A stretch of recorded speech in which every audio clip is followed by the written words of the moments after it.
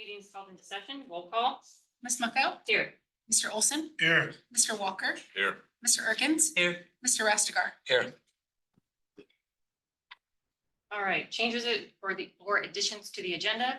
I've been notified that there's some people that would like to make public comment. So I propose we allow for 10 minutes of public comment after item number C on the agenda. Madam Chair, Yes.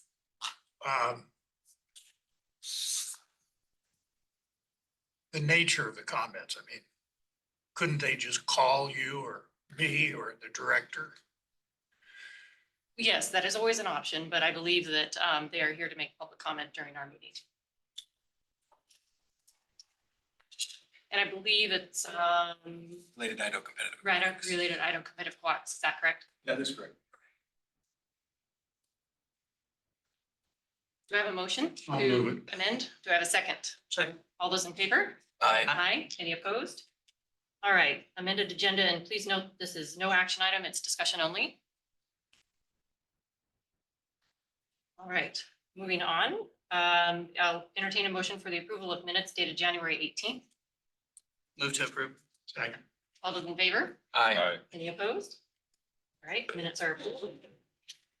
All right, on to the monthly activity and financial reports, Cody and Rick. Madam Chair, members of the board, thank you for your time today.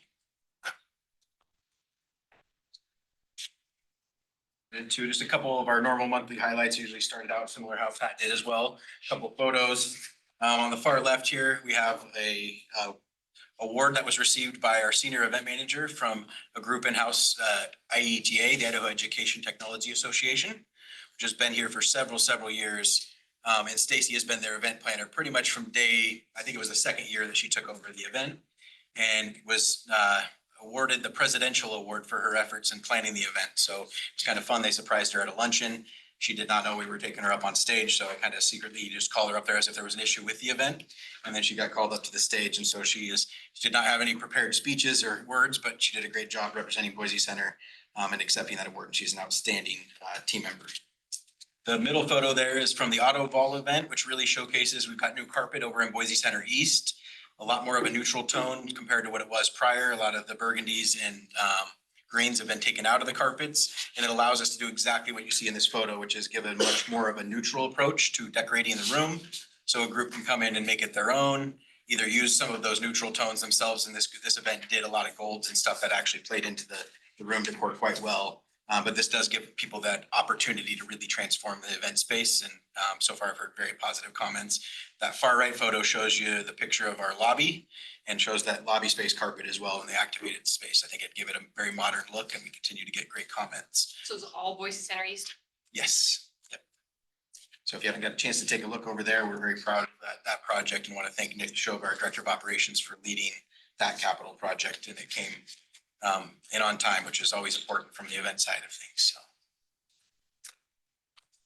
on the Boise Center updates, we've got several different updates here from a staffing front. I want to welcome Stephanie Burnside, our Director of Finance.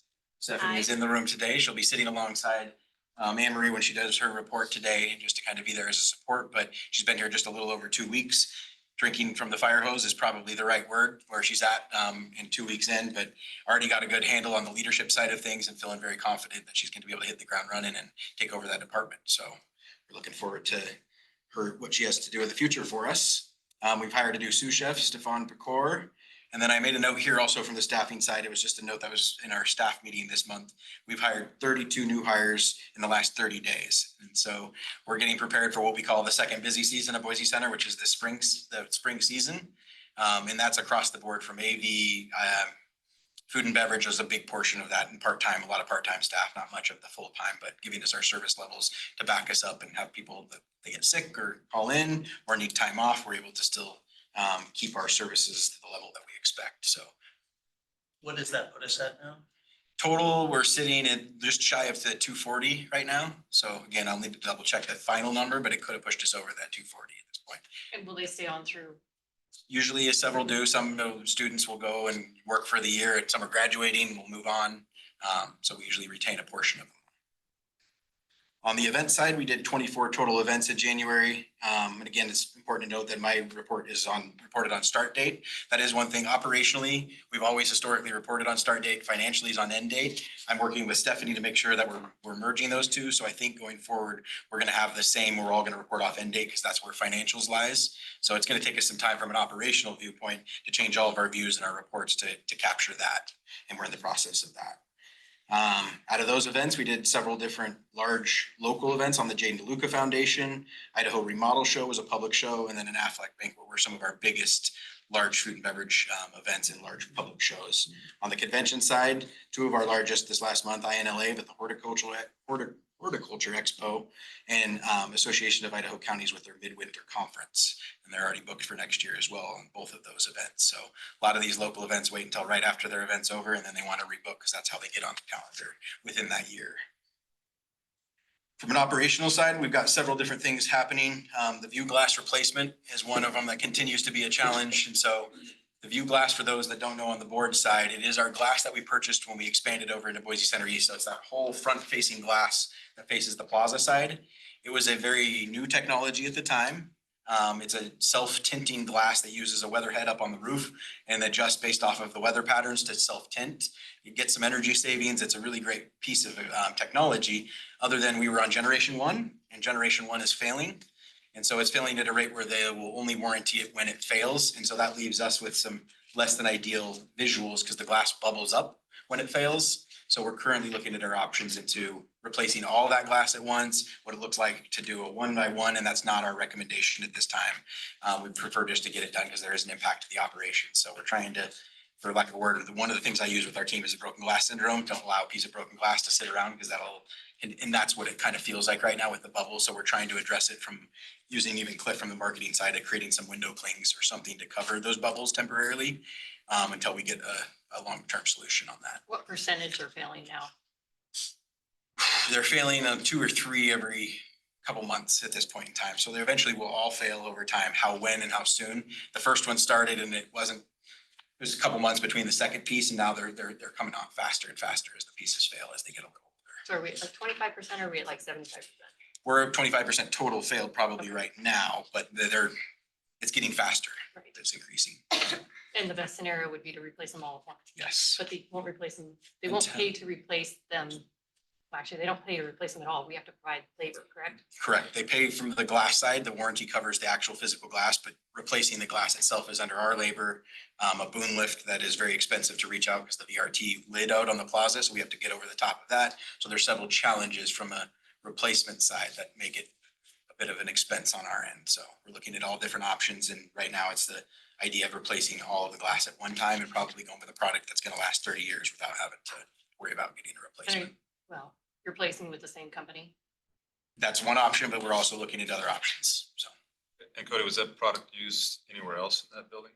no, just on that front there. We were one of the first in Idaho to adopt that new technology. It was very kind of cool, like leading edge at the time is what I call bleeding edge. This is that side of adopting a newer technology without seeing it in action for a longer period of time. So overall, it's done good. And I know it's got some savings from the utility side. And that's what we're also looking into is there a tinted glass that would do the same effect from the heat transfer that happens because that's a large piece of glass. And when you get the afternoon sun, it hits directly into that space. So more to come on that. We're looking at insurance options. There's a lot of things that are happening with other venues that have installed that glass that I'm paying attention to see what they're doing to rectify the situation and see what our options are.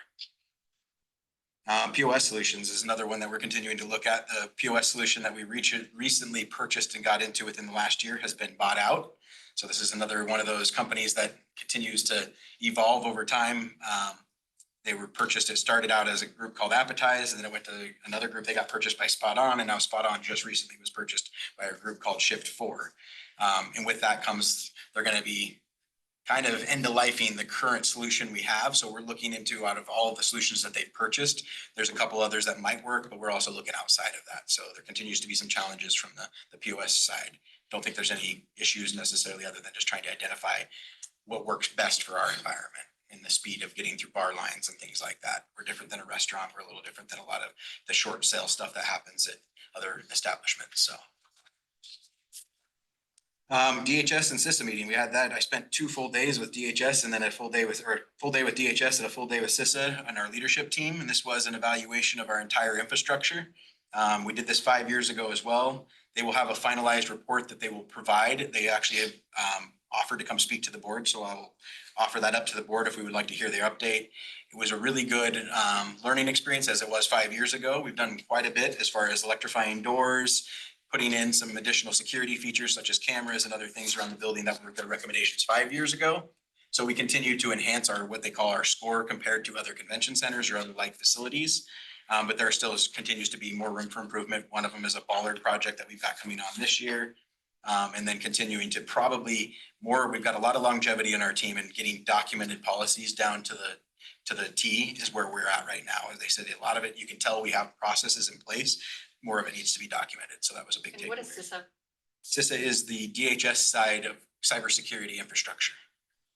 So. Sales activities. This is an interesting one. The fiscal year 2025 room night is pacing behind fiscal year 24. This is the first time we've seen this since 2020. Reached out to several of our counterparts. Ally also has reached out to several. She's part of a couple different groups. From the local side, we're seeing the very similar trend on the hotel component. So we've reached out to the hotels. They're seeing a little bit of a pace cooling off as well in 25. And then our counterparts within the region are seeing a similar. Some of that's happening on their end closer to 26. And I think that me and Ali kind of sat down and did some analytics on it. We had a lot of COVID rebookings that people that we had contracts in place that rebooked that created some pent up demand. And then the venue availability, we were one of the first to come back and be open. So I think we got some additional business during that time. So I think we saw an inflated sense of kind of our numbers early post-COVID from what's probably real. So that cooling off might be just more of a, we're starting to see some of that compression spread out a little bit more.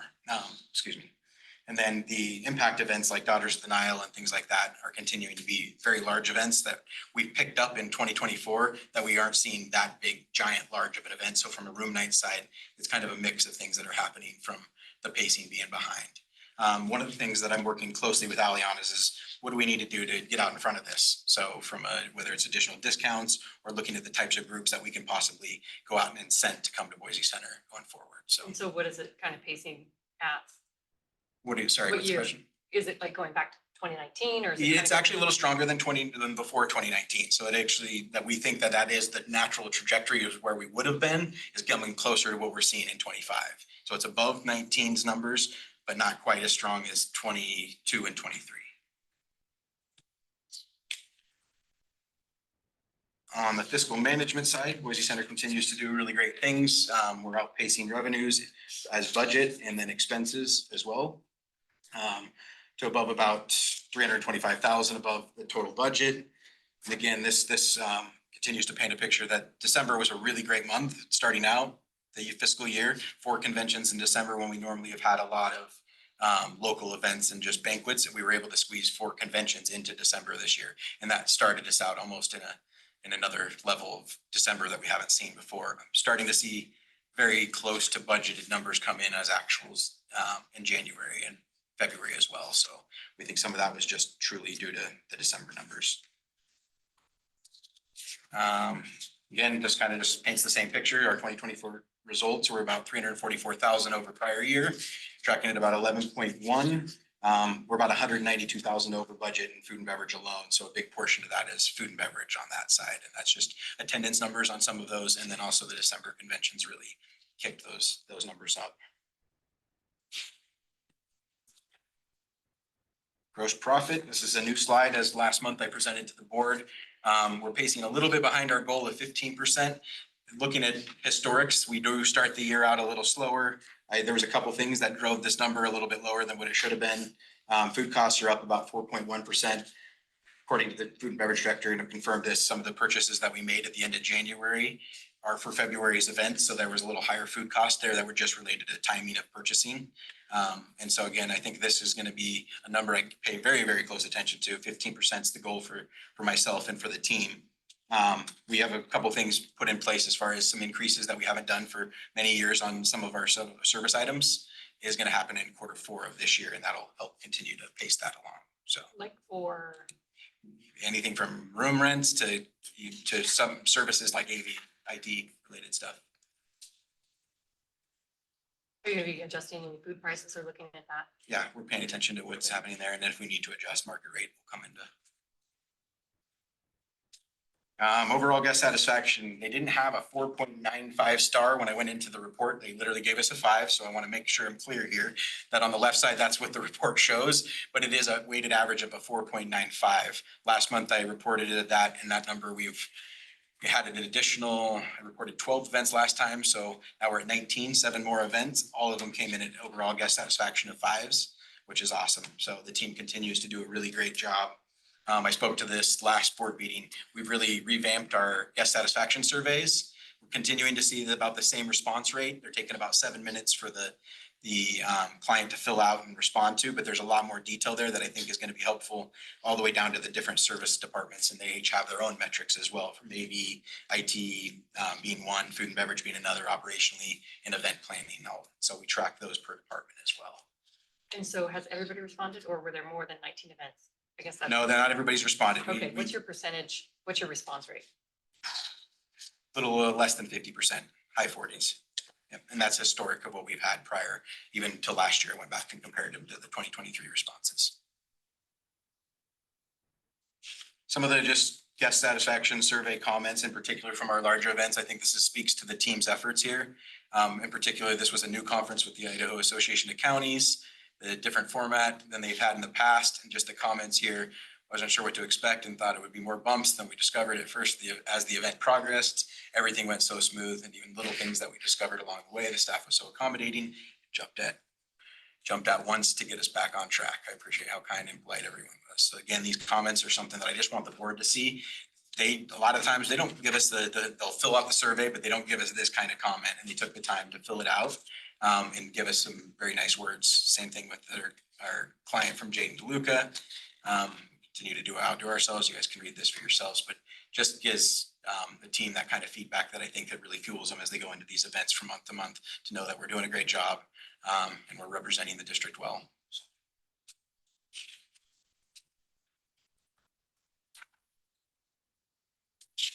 On the lodging room demand and revenues, room demands continue to exceed budget. Demand is only up by about 320 rooms from last December is what I was looking at from the last STR report.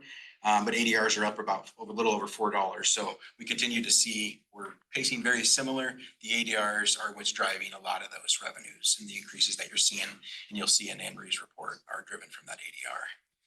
Very similar occupancies. A couple other inventory came in as well. So percentages stayed with pretty much in line with each other as far as occupancy and demand. Similar picture here on the ADR side, as I just spoke about. Hotels are seeing a little bit of a cooling off. I've met with several over my first few months here. The comment that I heard last week was they started seeing a cooling off in March of 2023 from the hotel side. And so their appetite for group rates or more groups is becoming something that hasn't happened since post-COVID, because there's been such a leisure demand. So this is that opportunity that I'm working with Ali on to say, where can we get in? What can we do? And take advantage of this, because ADRs have been a little higher. And that's been some of the feedback we've gotten from some of our conventions in the past, as we're trying to bring them here as we're closer. Yep. Cody, give me a kind of overview of total rooms in the district and how many new rooms are coming online. So there's about 6,055 according to the report that I last saw from Group 1, which is Group 1's everything with inside the district side. The number of total new rooms coming online, I don't want to tell you an incorrect number, so it's going to be a rounded number, 250 approximately within the hotels that are coming on. We now. still don't have enough, is that? That is absolutely correct. We're about And a lot of these 5,000. are small inventories, so their appetite for large blocks are going to be limited. And then that puts us in the same challenge which we've historically had, spreading people out into multiple different hotels, multiple contracts. It's a little bit of a challenge for an event planner. So Aren't we short about 1,000 compared to other similar sized? the last study showed about 1,000 rooms short. Now we've picked up some since that last report. But again, I would bet the demand continues to increase along with that as well. So if that report was done today, I would expect it to be in a similar number, if not more. And then a couple hotels come offline, right? The Yes. ones over by the airport. Yes, a couple of those are just recently. I just heard news on those. Yes. I don't know if you guys saw that. The 2 airport hotels are going to close. So And Cody, have you had any dialogue with the city? Like, what's their intention? Are they gonna allow new operators to come in or? I have not on the airport one. Is that what you're talking about? Yeah. No, I've not had any dialogue. I know I saw Rebecca right the day of this happening, but she didn't have a lot of details for me at that time, but I'll follow back up with them because I am very curious what's gonna happen with that inventory. We'll naturally see some compression in demand happen elsewhere as that comes offline, but, And do you know, is the property on Vista still? You know, those two hotels that was it used to be the Holiday Inn? You know, are those operating or not? Or I'm not in, to my knowledge now. They are, that's a lot of hotel rooms around the airport right now that are absolutely.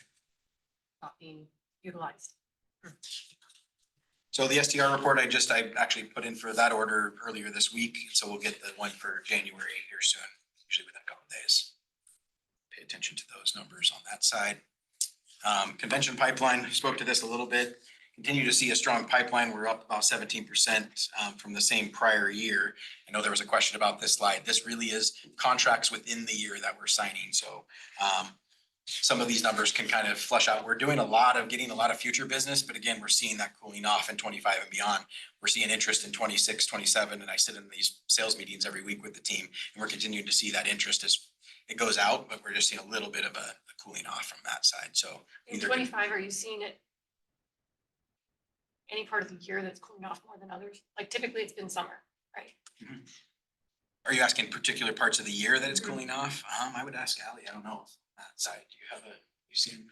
Right now, it's kind of like a rolling 12 months. So once we hit that 12-month mark and groups start contracting us, so like our spring is fairly full, but then once we hit summer, it kind of slows down.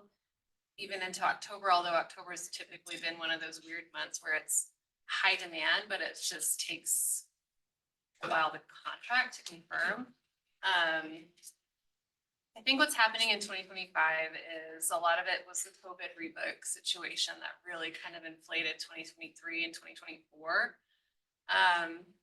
We are pacing ahead of where we were pre-pandemic, so I think it's just a little bit of a leveling off, kind of getting back to normal sourcing and booking behaviors. For the last couple of years, it's been a little manic, and I'm kind of getting the same sense from other counterparts, other buildings.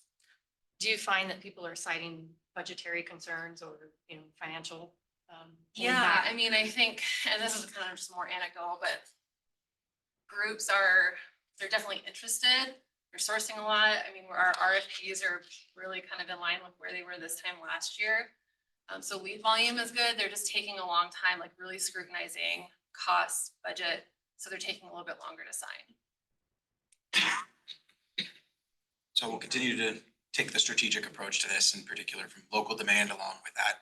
The convention demand, as she spoke to regionally, I've talked to other counterparts, so has she. They're seeing this in 2026, so it naturally kind of speaks to, they came on board a little later than we did. We were one of the first to open in the region. So I think that's just naturally the compression that's happening in those other states as well, other areas.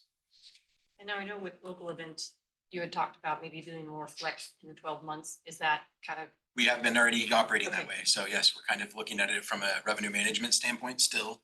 As the demand on the local side is pretty high. So we're trying to pay attention to if we've got an opportunity to book a local event further out when it makes sense.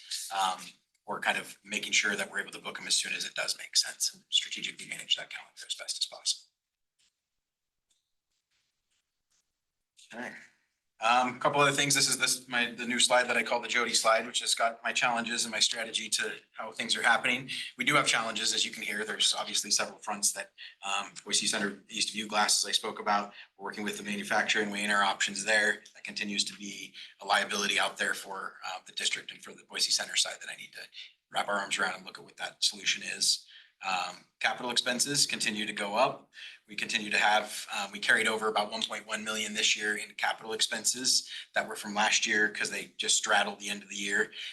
I'm anticipating that happening again with carpet up in this area and 200 area in the December time. So I'll update the board by next month on what we'll be at on the capital expense side, but I'm anticipating there's a potential that I'll need to ask for a little bit more on the capital side. It's going to come from last year we were well under budget. This year we're just transferring that 1.1 over, and we still have several projects we'd like to see happen this year. But we're prioritizing those as needed, and then I'll have more information by. So what are some of the big ones? Bollards? The Baller project is a very big one. The East Carpet that's about $775,000. So that, the Baller project and that are about 1.1 million. Historically, we're about 1.8 in capital projects a year. So with that, I only had about 700,000 under the current budget. We still are, I think, again, going to be very close to that, but I may need to go a little bit more than that, but I'll update the board next month for sure. Madam Chair, Cody, so I know in our, we have a capital project reserve that we keep for bigger projects. That you have a list of those projects and what the priority is that's outside of the normal scope. We do a Projects. 20-year capital plan. So the 20-year capital plan identifies everything from a new roof all the way, I mean, anything for 20 years, whenever something's gonna hit end of life as far as an asset, that ends up on that list there. And then we prioritize off of that, because sometimes you'll get within the year and certain items aren't as wear and tear. COVID kind of pushed a few things back because we had about a year where we were not operating as full. So carpet's one of those that we were able to push out an additional year and look at. We try to prioritize all of those projects as to guests' experience, the impact, safety, security, those types of things that go first. And then we go down the list from that, nice to have, need to have kind of approach to that. So then again, hit on this one already, so I don't know if we need to go, but the fiscal year 25 room night pacing is our other challenge that we're continuing to work on right now and looking at how we can get strategic and a proactive approach to convention booking, working with Ali on potential discounts that might incent groups to book sooner or look at Boise. So with that, I will answer any questions that you may have, or I'll turn it over to Anne Marie. Any questions for Cody? Anne Marie? Good afternoon, Madam Chair and board members. So regarding our economic impact, that's the first one. If you remember at the end of the year, we reported a total of economic impact because we were doing some research on what impact the change in our modeling had. We had Jennifer McMasters, one of our salespeople, did a really nice job, went through and analyzed it, and looks like about 20% of the change in our economic impact is from the change in the model. And then the rest was, we have higher revenues on the events that we have with the rate increase in pricing, and then higher attendance has resulted in the higher revenues, which then rolls over into higher economic impact. And so 20% of 32 is attributed to the change in model, is that correct? And are you gonna go back retroactively and apply that to? We've already kind of started Okay. some of that, yeah. Attendance is tracking pretty much the same as prior year. So no concerns there at this point. Utilization, this is shows our what we did for December and January plus our forecast. And you'll note here that July, August, and September and November have some room to fill in, and that's normal for this time of year. When we started tracking utilization, it looks like this almost consistently historically. Because September's a pretty big convention month, right? A lot of local events and banquets in September, but it is convention as well, so. And then on the aquatics, had a meeting with, we have gone back and forth between how we're going to account for it. We had it as an asset, and then they came, the auditors looked at it and said, no, it's a notes receivable. So we moved it to the notes receivable. And now they've come back and said, it's not a fixed asset, it's property held for resale. So when you have property held for resale, we don't depreciate it, and we had depreciation budgeted. So you'll see all throughout the year that will be under an expenses in the aquatics because we are depreciating the asset. When it's held for resale, it's obsolescence or impairment that you would record, so we would only record something if the value declined. And that's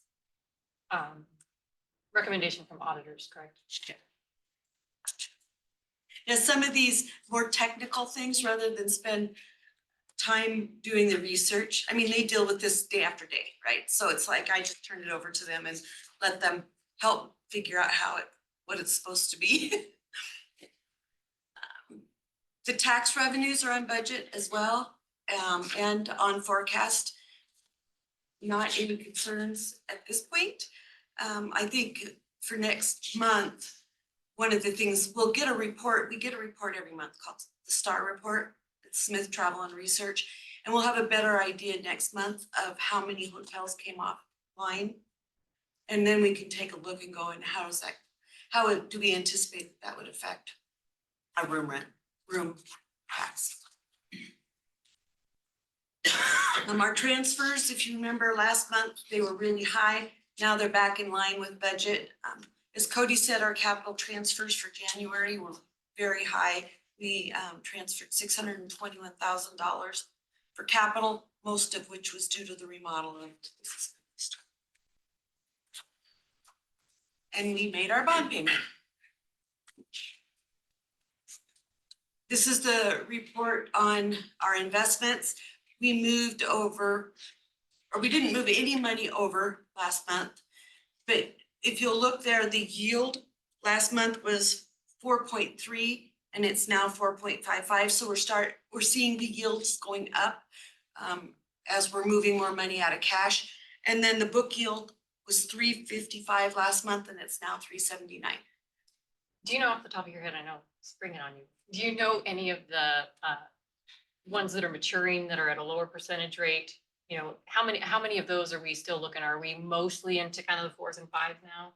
Or do we still have some of those low ones hanging around? Well, I think the duration is like the years to effective maturity is 1.5.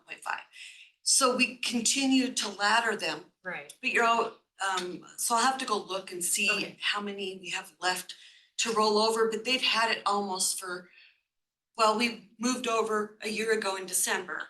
So at a 1.5 effective maturity, we probably are moving. Yeah, I'm thinking because the longest was 3 years, correct? So I would think not much left, but I'll take a look.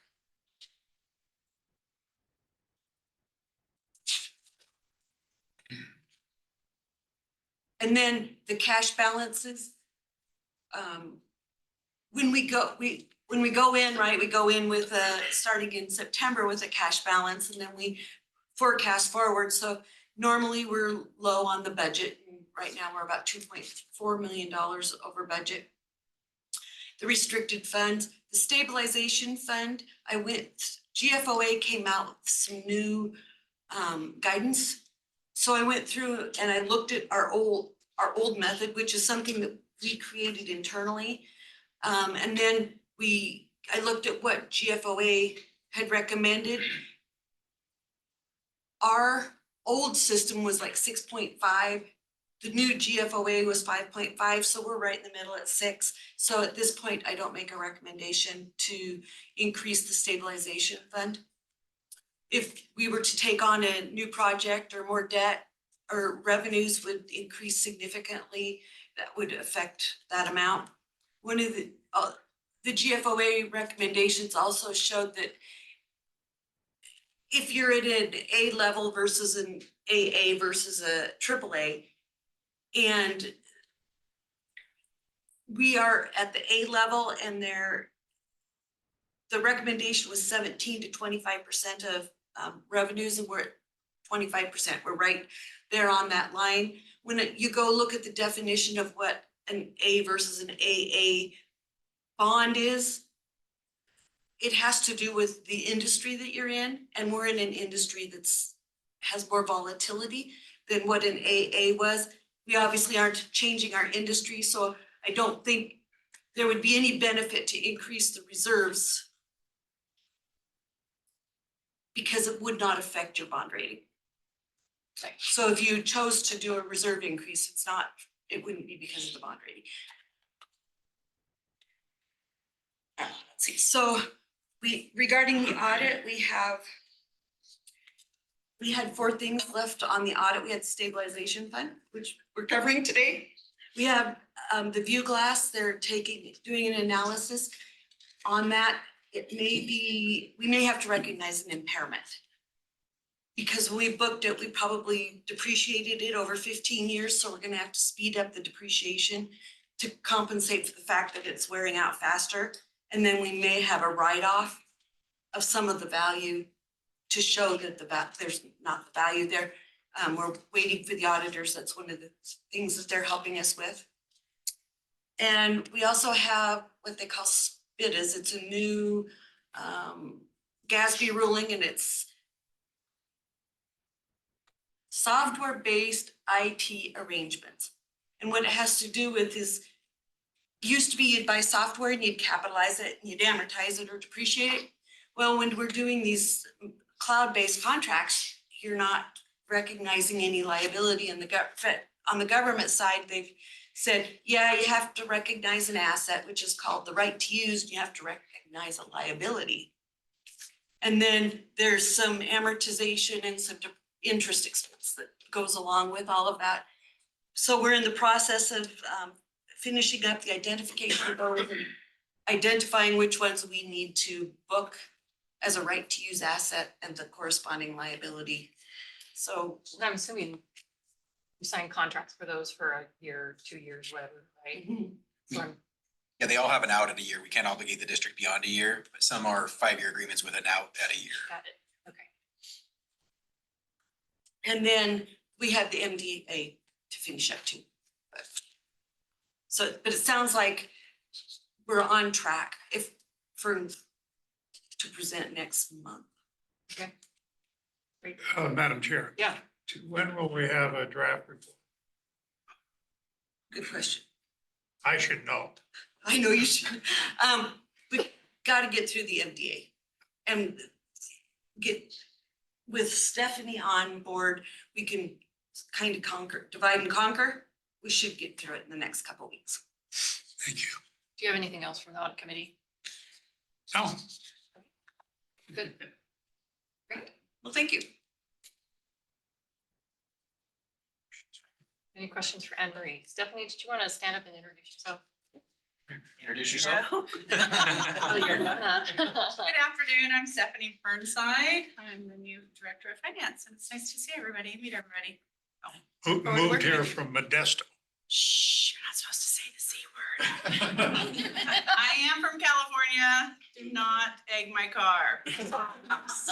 I guess the I'm question not would, one of those, so. have you changed your license? Not On your yet, but that's on the okay. list, yeah, thank you, That that's should be moved up on the. All right, any questions for Cody or Anne Marie? No? All right, thank you, everybody. With that, I entertain a motion to approve the monthly activity and financial report. Move to approve. Second. All those in favor? Aye. Opposed? All right, and this, I guess, is C1. I don't know how we need to note that. I believe I was told there were 2 people that wanted to make comments, so if you wouldn't mind, you can take these seats up here. We'll Great. give you 10 minutes collectively. Thanks very much. My name's Aaron Lundy. Somebody that really likes swimming and is really appreciative of the fact that you guys made that happen. So thank you. It's been tremendous for my daughter and 120 other swimmers on our swim club. And, but there is an ongoing issue. So, unfortunately, at least in our opinion, the existing board members of Idaho Competitive Aquatics are kind of acting as owners and not public stewards of this facility that has been paid for.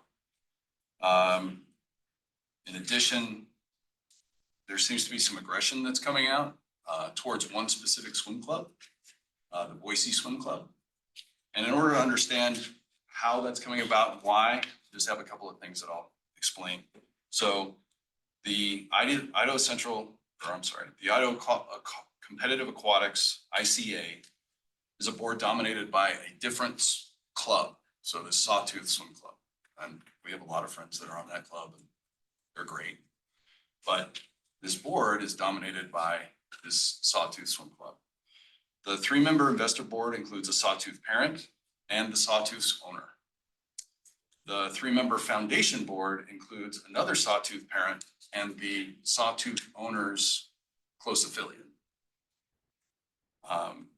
Sawtooth competes against Boise Swim Club in events, but also for swimmers and for revenue from those swim teams coming in. and for space. ICA also hired a former coach of the local YMCA swim club as the facility pool manager for a time, and he's now the Sawtooth Swim Club head coach. So there's a lot of ties between this ICA and Sawtooth. And some of those create conflicts when you are talking about another swim team that's also occupying that space, right? So the third and fourth thing that I need to explain so you can understand kind of what's going on is there's a thing called USA Swimming Safe Sport. You can fathom what happened with the US women's gymnastics team, some of those improprieties. This is just one of those constructs that make sure that things like that can't happen. And you know, I think their exact thing is they were born from a need to end sexual, physical, and emotional abuse on behalf of athletes everywhere. And therefore they have kind of clear rules on how coaches and staff interact with swimmers. Okay, so the BSC staff, and in fact, all certified coaches for USA are required, in order to be certified coaches, to report if they think they saw or if they see safe sport violations. And the idea here isn't to catch somebody and get them in chains or anything like that. It's to make sure that everybody realizes that there's somebody watching, that we keep the kids safe, right? So, and that's by the facility, the Idaho Central Aquatic Center facility requires that. USA Swimming requires that of coaches, everything. So now we'll get down to the brass tacks. So essentially what's gone on and why we think it looks like retaliation is that Boise Swim Club, a female-owned business and the largest swim club paying for access to the facility, met their federally mandated requirement to, when they saw something, they said something. And so USA Swimming had to send somebody down and investigate. Well, they have been notified, the 120 swimmers, the largest swim club occupying that space and paying rent, has been notified that they're out. So they can't use the space starting March 1st. We don't think this is the act of somebody trying to do the right thing just per se. Where's the mitigation effort? Where's the discussion? Where's, you know, and they're required to do this. I mean, they're certified coaches. They have to report this. So this is a natural process that should be taking place. So there are a lot of other things that come up with regards to ICA. I think Ronald is going to speak to those mostly, but what we're specifically asking for is we need your help.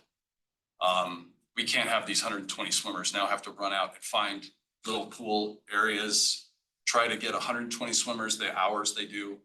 Our daughters are doing 15 miles a week of swimming, trying to excel and trying to make zones and these different on their way to potentially having a shot at something big, but they work their butts off. And we can't have just terminations like this. We need to be able to provide them some consistency and security with regards to their swim club and their opportunity within this facility. Thank you. My name is Ronaldo Hunt. I'm speaking as a resident of Boise and a swim dad. I've got two daughters who swim at the Boise Swim Club, currently up at the Idaho Competitive Aquatics Center. I'm just going to voice my opinion today related to the current management. I think that they're operating the facility to the detriment of the public investment through the Boise Auditorium District, and they're operating contrary to its original mission. And just a little bit of background on myself so you understand my basis of opinion. I've been in the commercial development and construction world for 24 years, currently work with ESI and ESTEC construction. Over the last 3.5 years since COVID, I've overseen over 2.8 million square feet of vertical construction in the Treasure Valley. Give you an idea of comparison, the Idaho Competitive Aquatics Center is 38,000 square feet, so about 90 times more vertical construction within the same time period. Okay, so I'm very on top of managing budgets through COVID and getting deals done in a very, very hard time period and on budget, quite frankly. Currently, I spend most of my time overseeing nuclear construction at the Idaho National Laboratories. And I also serve at the pleasure of the governor on the Line Commission.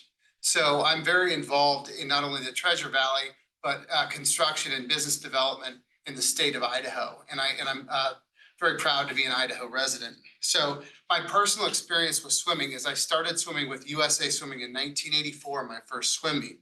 Okay, so that's a long time ago. And most of it was indoor swimming, so I don't look like a raisin here as far as my skin, so that's good. I also progressed to the college level. I played collegiate water polo. I also did some professional swimming activities on the coastal California open water swim series. So I have a long history with this sport, and I care deeply about it. And I also have two lovely daughters that have been in the sport 9 and 11 years respectively. So that is my basis for speaking today. So a few of the things that I want to just indicate. We were, ESI Construction responded to the original RFP to build the facility, okay? We weren't selected and we went through a fair and open process to do so. But just a few things that of note, more or less. Our schedule concluded the facility construction September 2022, and there was not enough information in the RFP to issue a cost for the proposal. So we just entertained a fee discussion and said we would provide our services for a fee of the total cost, okay? And I think that's important. And then the original RFP was not buildable as designed on the 2 pages that they indicated the facility drawings because it was not compliant with the current zoning. MX3 zoning does not allow a parking lot in front of the building between the sidewalk and the building. It generally is on the sides or behind that. So we took it on as a challenge. We wanted to pursue the work, but through that fair and open process, we weren't awarded the work. I just wanted to let you know that those are some of the things that we were aware of when we went through that process to answer the RFP. The other issue is that they did indicate a total cost of approximately 10 million. Based on our experience and historical cost record of commercial and public facilities, we didn't think that was a good measure of the total cost of the facility at the time, seeing as we were, still dealing with COVID shortages and all sorts of supply chain issues that were very tough to manage, quite frankly. And our teams did a very good job, and it took a lot of planning and a lot of communication with our clients. So just wanted you to be aware of that. And so prior to coming to the Boise Swim Club, when the pool opened, I was the chairman of the board for the YMCA Parent Advisory Board for the state of Idaho for all the swimming.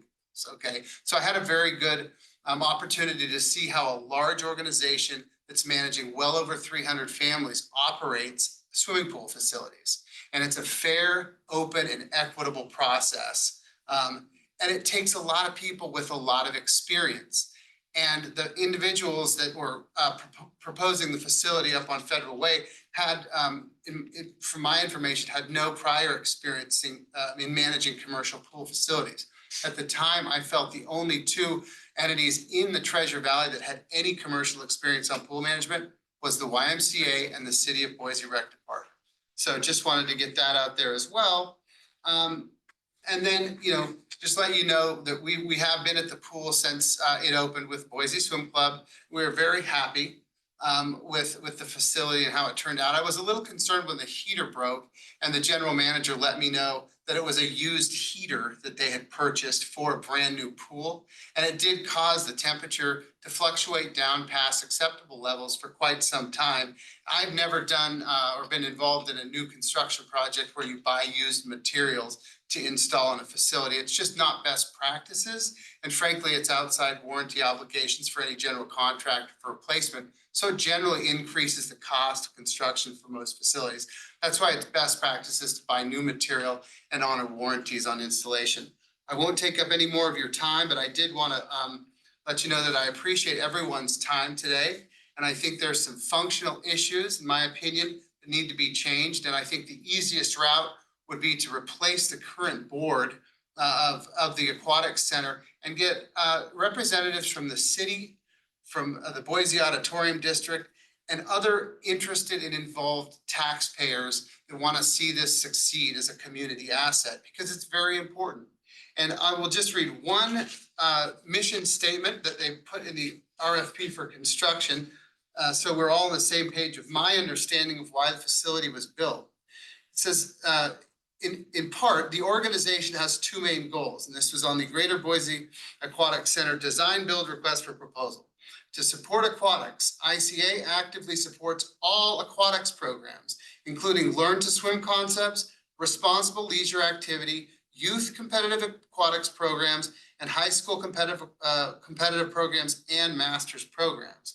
It's a community facility that is supposed to support all types of aquatics. Why? Because it's public money that made that investment in that facility possible. And I want that tax dollar protected. I want my tax dollar protected because we have the duty and obligation to do so.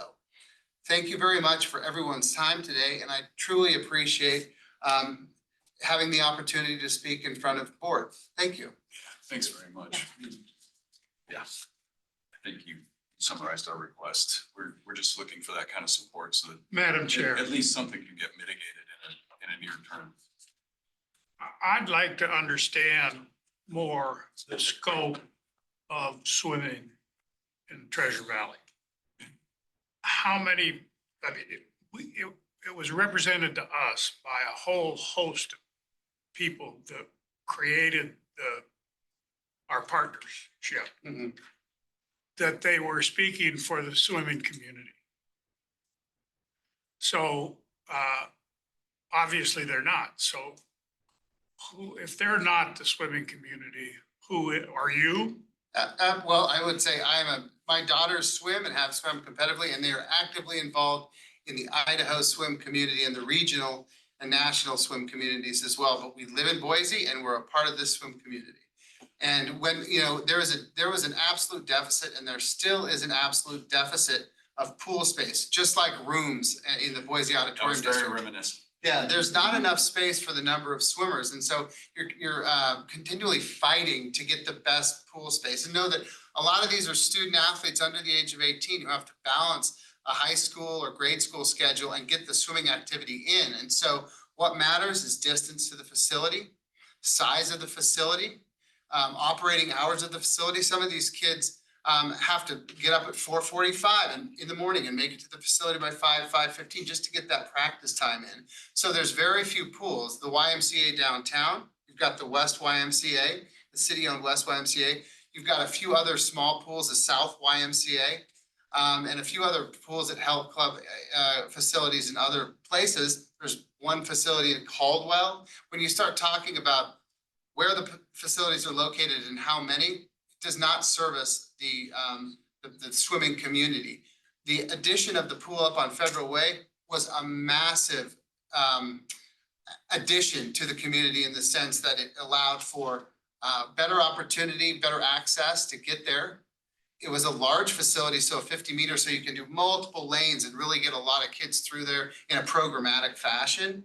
And so it was necessary. It's a great community investment, and it was needed for the swim community. So as far as the number of total swimmers in the swim community, I can't really offhand say there's this many thousands of swimmers competing for this many lane positions, but there's probably a way to calculate that. What I do know is that our swim team has 120 swimmers, 90 plus families, and we have a few hours a week allotted to get those kids in and out of the pool to help them with all sorts of goals and initiatives that they have as children and student athletes. And so, when you go to a swimming pool, it has to be managed well because there's such a great need. You have to make sure that those kids get in and out of there in a safe and effective manner, and they get the most effective coaching. And all that takes a lot of organization. And so when you're looking at pool management, you want people that are experienced and really have a safe practice for children and are not necessarily in it to make the bottom line dollar, because it's not a highly profitable sport. This isn't, a basketball game, the NBA finals or the Super Bowl. This is, youth aquatics, right? It's not a very profitable sport because you charge by the lane, by the hour, and you can't really do a multiple other than how many lanes you have built. So it's really a community asset. And so that's kind of my narrative or, opinion on swimming in Treasure Valley in that community. And from that, you can understand how impactful it would be if all of a sudden one club decided, we kind of own this. Well, they're not filling it. And in addition, they're expelling 120 swimmers for those 9 sessions a week. Yeah. Of hours that they spend there. Those 9 hours a week now have to be split into identifying lanes wherever they can get them. Mhm. So that's where that comment about there's this odd representation of ownership instead of stewardship of this public Yeah. entity that's been paid for. And it's So- a huge disruption, I mean, to the community. It's a huge disruption for these kids and there's families trying to figure out how they're gonna now swim when they don't have a place to swim. And then if they find a place to swim, how far is that from where they have to drive from school or take the bus? And so it is an absolute detriment to these kids. And now Boise Swim Club, we're scrambling to get pool space. We don't have it. We can't be a consistent team anymore.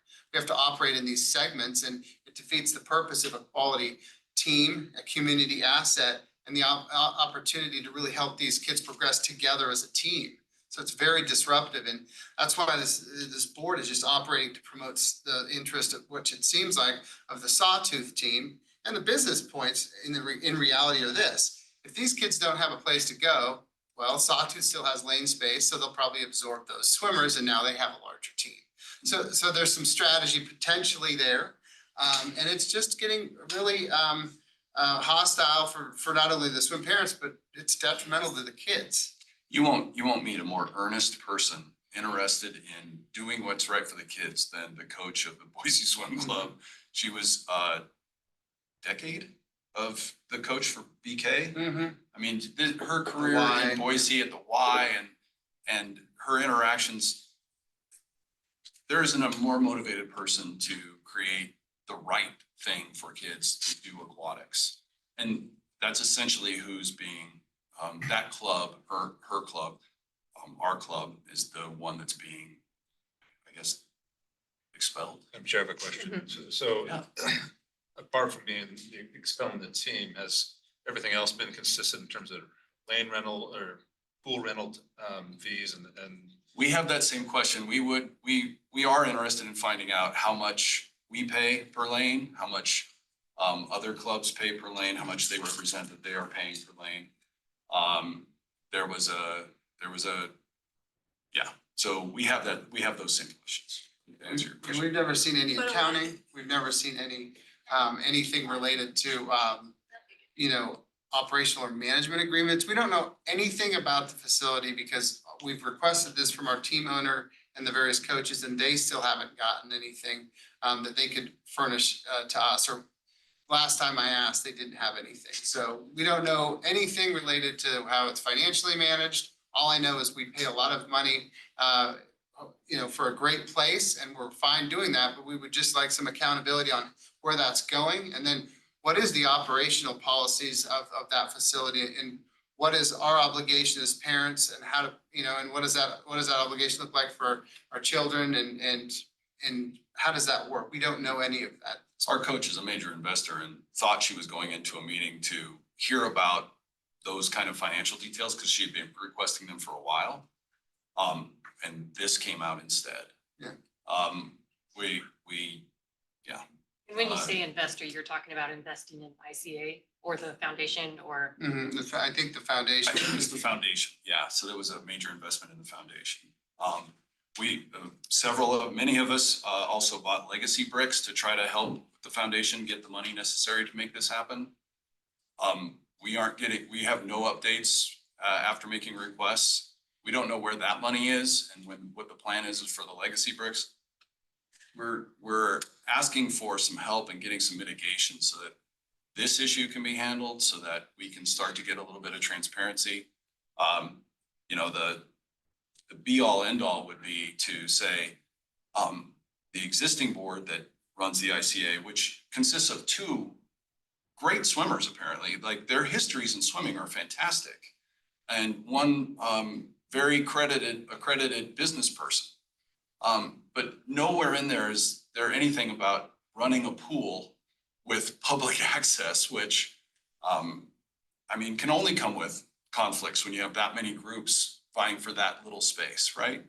And so that's where our call comes from, essentially, is we need a fair and transparent process that makes sure that everybody has access to this, everybody follows the rules, it's safe for kids. And currently, with this, we're not getting it, and it appears to be the result of doing what our coaches are mandatorily, like they're required to do. This appears to be a retaliation of, hey, we don't want those kinds of questions. Well, I'm sorry, that's what comes with running a pool in this type of environment. And so we need some help in getting us some mediation. Madam Chair, if I may ask a question, you said a representative from USA Swimming Safe Sport came down to. I believe that they did. I believe that the investigation was held for those items. Do you know what the findings were? I believe that the findings were that things were okay. And this is gonna be in the back of my head from something I believe I heard. I think there was one action taken. It wasn't necessarily against the ICA or leadership. I think it was actually a swimmer. But, you know, again, this isn't to be punitive. This isn't to get somebody thrown out or thrown in jail or anything like that. This is to make sure that everybody is aware, everybody's watching, and that way everybody's safe. You know what I mean? So. I know you. Sorry, You had I just wanted to say something comment. too. I'm a mother. I'm an oldest wife, so I have 2 girls on the team. And I just know that right now change is absolutely needed. For too long, the same few people have not to control and make decisions on behalf of the entire swim community. And it has been destructive. It has been created a very negative environment. It has created distraction and unfairness, both with families and mainly the kids. And this has nothing to do with the kids. This has everything to do with adults and and jealousies. And it needs to change. And I'm sitting here as a former Division I collegiate athlete myself.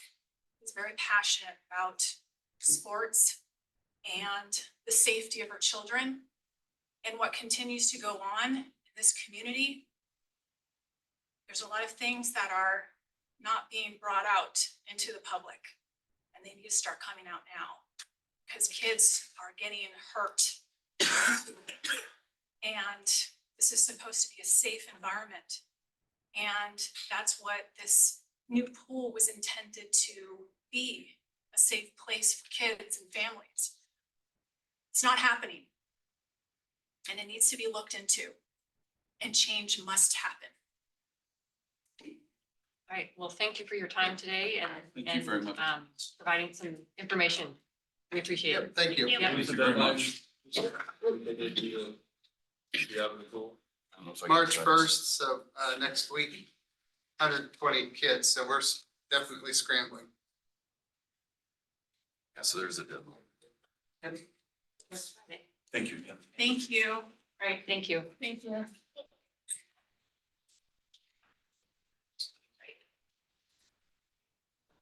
Moving on to the next item on the agenda. Need a motion to move into executive session. If we would. Chair, pursuant to Idaho Code, section 74-2061D, to consider records that are exempt from disclosure provided in chapter 1, title 74 Idaho Code. Move that we go into executive session and do so by roll call vote. Roll call? Oh, yeah. I'll second. Sorry. Yes. Do I have a second? Thank you. Roll call. Ms. McCall, Yes. Mr. Olson, Yes. Mr. Walker, Yes. Mr. Erkins, Yes. Mr. Restigar. Yes.